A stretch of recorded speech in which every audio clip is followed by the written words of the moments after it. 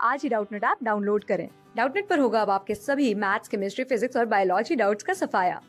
बस अपने क्वेश्चन की फोटो खींचो, उसे क्रॉप करो और तुरंत वीडियो सोल्यूशन पाओ। Download now.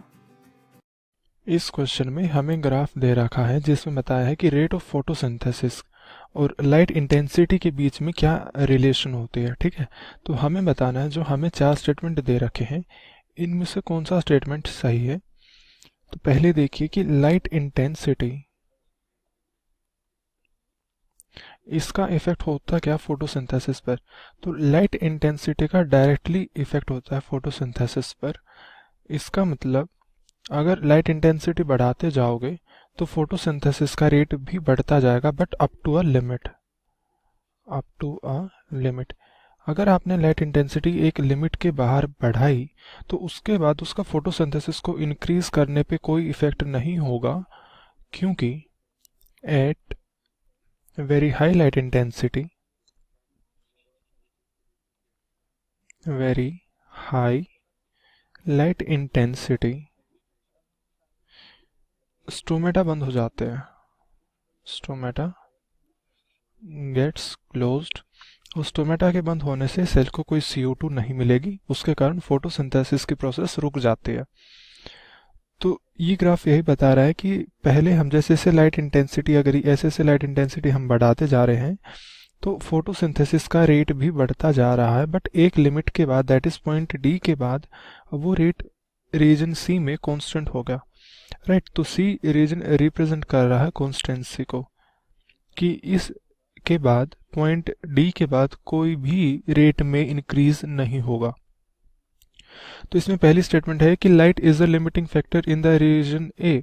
तो लिमिटिंग फैक्टर देखिए, उसका मतलब होता है कि रीजन ए के दौरान, यानी कि यहाँ तक अगर आप लाइट की इंटेंसिटी को कम कर रहे हो तो रेट कम हो जाएगा, और अगर बढ़ा रहे हो तो रेट बढ़ जाएगा। ये मतलब होता है लिमिटिंग फैक्टर का, कि इस लिमिटिंग फैक्टर की अमाउंट या इसकी कंसंट्रेशन डिसाइड करती है कि किसी भी रिएक्शन की स्पीड क्या होगी।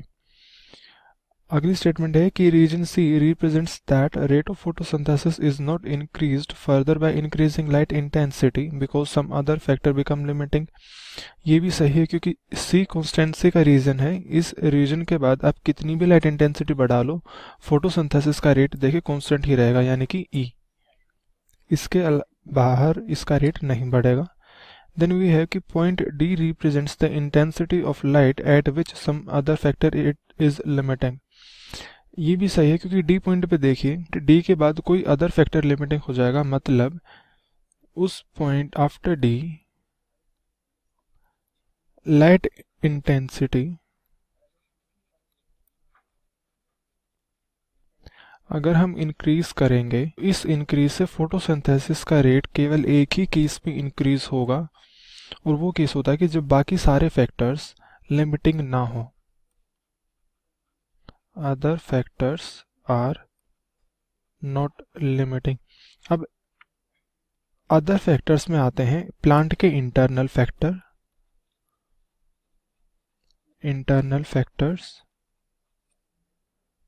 एंड एक्सटर्नल फैक्टर, जो कि एनवायरमेंटल फैक्टर होते हैं।